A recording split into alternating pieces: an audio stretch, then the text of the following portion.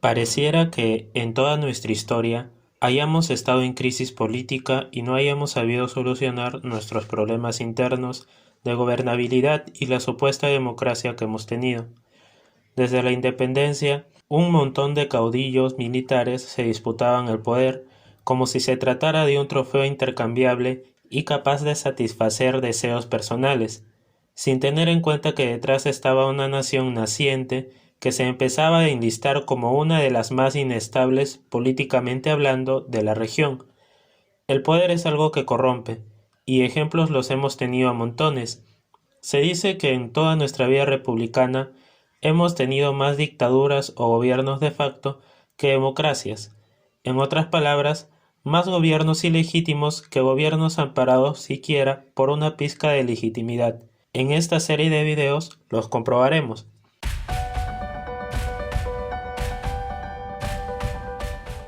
Para hablar de gobiernos de facto o de dictaduras, necesariamente me permitiré hablar de lo que es un golpe de Estado. Como bien se sabe, un gobierno de facto es el que accede al poder como consecuencia de un golpe de Estado y que generalmente no encuentra en el derecho existente un título que le permita ejercitar la autoridad soberana. Una definición clásica de golpe de Estado es la que dice que es un acto de autoridad reflexivo, brusco e ilegal contra la organización, el funcionamiento o las competencias de las autoridades constituidas, llevado a cabo según un plan previo por un hombre o un grupo de hombres reunidos en un cuerpo o un partido para tomar el poder, defenderlo, reforzar su posición o modificar la orientación de la política del país. Sin embargo, en los golpes de Estado, actualmente apenas se utiliza la fuerza o la violencia. Un golpe de Estado es un acto de usurpación razonado y metódico, rápido e imprevisto, impulsado por una institución homogénea como el ejército, el gobierno o el partido político. El golpe de Estado no persigue habitualmente acabar con el régimen establecido, el sistema económico o la organización social, sino conquistar el poder o el gobierno. Sin duda, el momento propicio es cuando la autoridad política se debilita y son más factibles en sistemas multipartidistas que en sistemas comunistas o de partido único. Se decía que lo que define al golpe de Estado no es más su carácter violento, sino su ilegalidad. No obstante, esta visión kelseniana no es suficiente, pues a veces las leyes de un país continúan vigentes tras el golpe de Estado, y con frecuencia el golpe se da para preservarlas. A veces intenta proteger el mayor número posible de instituciones o leyes, como el Parlamento, o refuerce otras, como el gobierno o el ejército.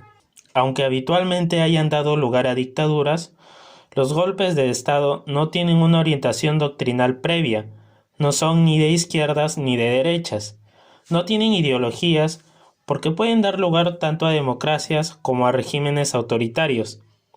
Quedará a juicio de ustedes juzgar si esto último se ha dado en nuestro país, pues a muchos golpes de Estado en el Perú les ha seguido unas supuestas elecciones democráticas. Sin embargo, ustedes saben que estas elecciones bien pudieron estar amañadas por el gobierno usurpador para mantenerse en el poder y conservar la autoridad ilegítima que tenían. Para empezar, tenemos el motín de Balconcillo, que es considerado como el primer golpe de Estado que hubo en el Perú y que dio inicio al caudillaje militar o primer militarismo. Se trató de un alzamiento de militares en Lima el 27 de febrero de 1823, dirigidos por el general Andrés de Santa Cruz, además de Agustín Gamarra, Ramón Herrera, Francisco de Brandsen, Félix Oyarzábal, Juan Bautista Elespuru, Antonio Gutiérrez de la Fuente, entre otros, quienes firmaron en Miraflores una solicitud al Congreso donde se le quitaba el respaldo a la Junta Gubernativa presidida por Lamar y pedían la designación de un jefe supremo que ordene y sea velozmente obedecido, sugiriéndose al coronel José de la Riva Agüero como la persona indicada para ejercer el cargo de presidente de la República. Las causas se encuentran en los continuos desaciertos de la Junta Gubernativa que el Congreso Constituyente eligió de entre sus miembros para ejercer la función ejecutiva colegiadamente y, en gran medida, a la sombra del Congreso. Esto especialmente tras la derrota de la primera campaña de intermedios. Este motín de Valconcillo culminó en la disolución de la Junta Gubernativa y la elección de un primer jefe de Estado interino, tras el cual fue elegido Ribagüero como primer presidente del país. Este motín de Valconcillo es cuestionado por tener el título de primer golpe de Estado del Perú, pues por esos tiempos el Perú se hallaba en un estado de anarquía. El motín no se estaba sobreponiendo a ninguna norma fundamental, pues la Constitución de 1823 aún no se había dictado. Además, los españoles controlaban todavía gran parte del territorio nacional. Queda opinión de ustedes si es que es considerado como un golpe de Estado o no. Con todo esto, Ribagüero gobernó del 28 de febrero al 23 de junio de 1823, es decir, aparentemente tuvimos 3 meses y 23 días de gobierno de facto. Después de 1827, se instala en el Perú el primer gobierno independiente. El titular era el mariscal José de la Mar, quien enfrentó la guerra contra la Gran Colombia. La campaña marítima fue favorable al Perú, cuya marina capturó al puerto de Guayaquil, pero no lo fue tanto en la campaña terrestre, en la que la vanguardia del ejército peruano sufrió un revés en la batalla de Portete de Tarqui.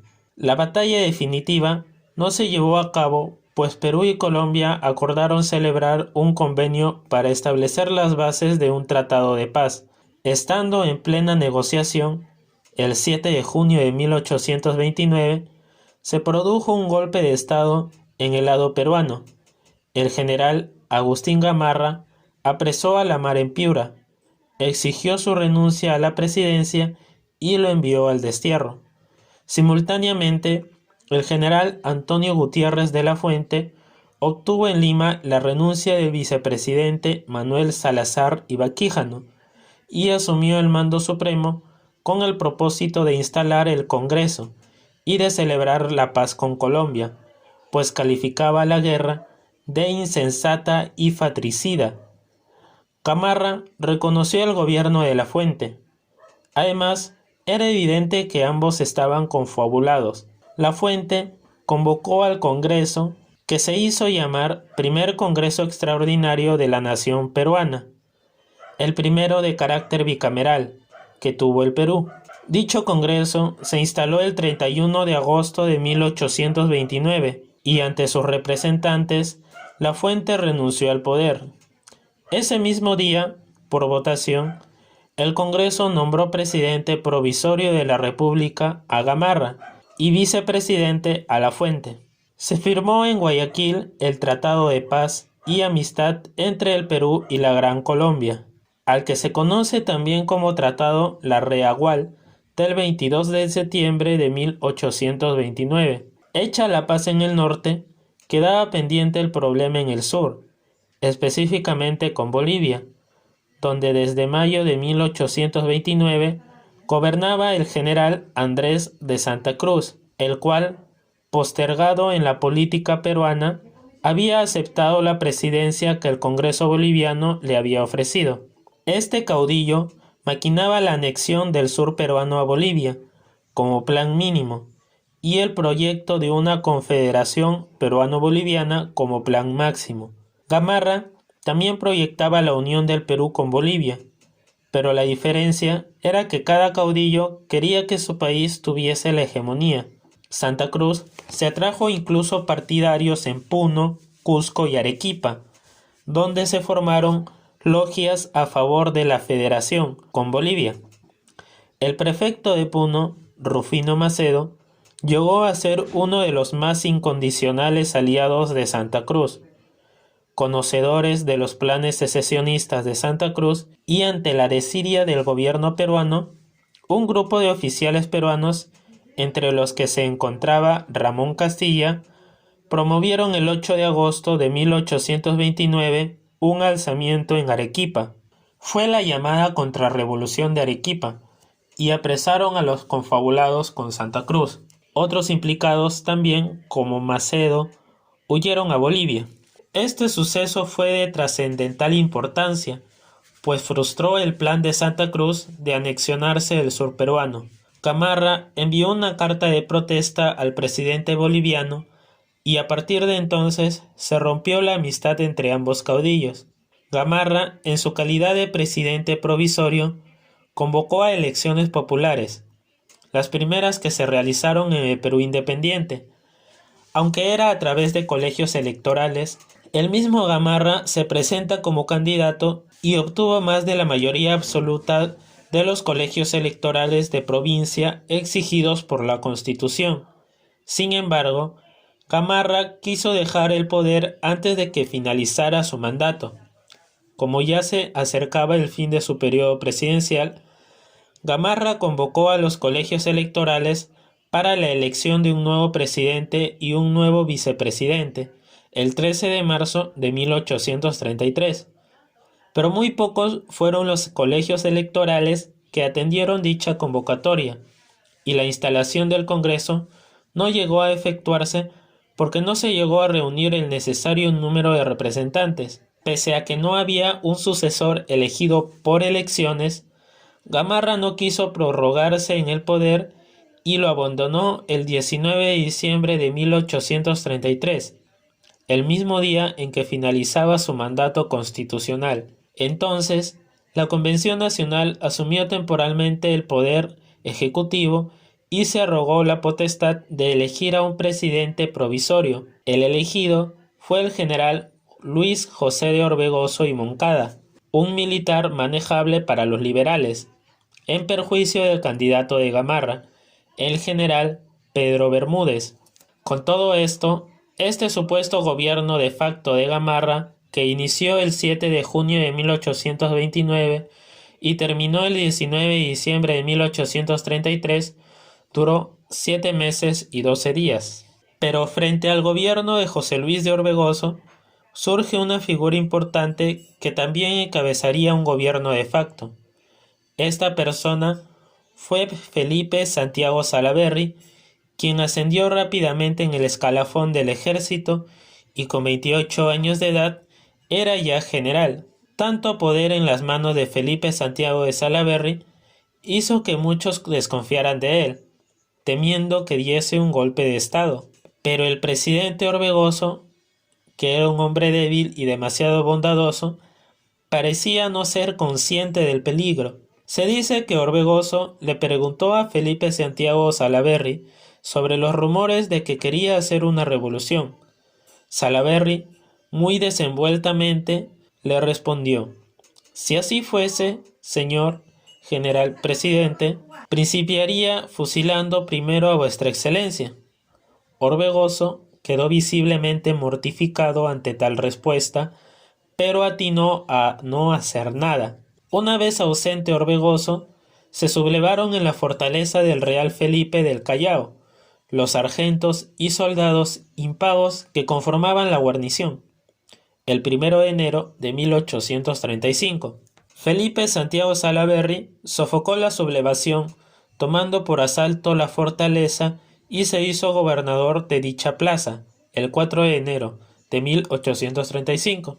Luego, aprovechando su situación inmejorable, se pronunció al frente de su guarnición contra la autoridad del encargado del mando, el señor Salazar, en la medianoche del 22 de febrero, pero poco después ingresó a Lima y se autonombró jefe supremo de la República el 25 de febrero, con el pretexto de que el país se hallaba acéfalo, es decir, sin presidente, pues Orbegoso se hallaba fuera de la capital. El nuevo gobierno fue reconocido en diversos lugares del país, mas no en el sur, que continuó obedeciendo a Orbegoso. Este envió contra Felipe Santiago Salaverry una división al mando del general Francisco Vallerriestra, quien se hizo a la mar en Islay y desembarcó en Pisco, pero no pudo continuar, pues sus propios hombres lo apresaron y lo entregaron a Felipe Santiago Salaverry, quien ordenó su fusilamiento. Tal exceso se debió, según se cree, a una vieja y enconada enemistad personal o simplemente a un arrebato de ira de Felipe Santiago Salaverry debido a las fechorías que cometían los bandoleros en Lima. Otra expedición organizada en el norte por el general Domingo Nieto en apoyo de Orbegoso también fue develada por Felipe Santiago Salaverry en persona. Nieto fue desterrado y la escuadra salaverrina rindió a Islay y Arica. Un decreto de amnistía general dado por Felipe Santiago Salaverry en mayo de 1835 y la convocatoria al Congreso que debía reunirse en Jauja fueron señales de que la unificación del mando del país en manos de Salaverry era ya un hecho. Solo Arequipa acataba todavía la autoridad de Orbegoso. Felipe Santiago Salaverry ocupó la ciudad de Arequipa, mas se vio obligado a salir de allí ante la hostilidad de sus habitantes, quienes apoyaban abiertamente los planes federacionistas de Santa Cruz y Orbegoso, pues una eventual unión con Bolivia favorecería tremendamente el comercio entre las provincias. Aún con estas desventajas tácticas, Felipe Santiago Salaverry persiguió con fervor al ejército boliviano hasta alcanzar su retaguardia en el puente de Uchumayo el 4 de febrero de 1836, donde libró una victoriosa batalla que le animó a proseguir y de algún modo confiar en un rápido triunfo sobre el resto de las fuerzas de Santa Cruz. En ese choque se tocó una marcha compuesta por Manuel Bañón para el jefe supremo, llamada la Salaverrina, pero que a partir de entonces fue conocida como el ataque de Uchumayo. Aún hoy en día sigue la marcha más popular y conocida del ejército peruano.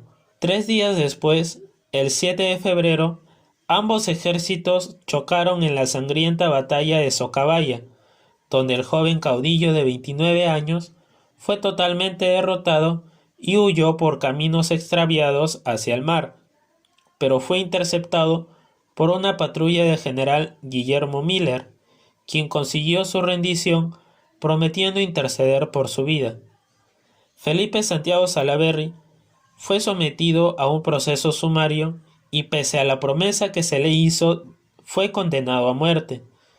Su último deseo fue una pluma y unos folios, en los que escribió 3 documentos: un testamento, una carta a Juana Pérez, su esposa, y una protesta ante la América por su ejecución. Fue fusilado en la Plaza de Armas de Arequipa, al lado de sus principales oficiales.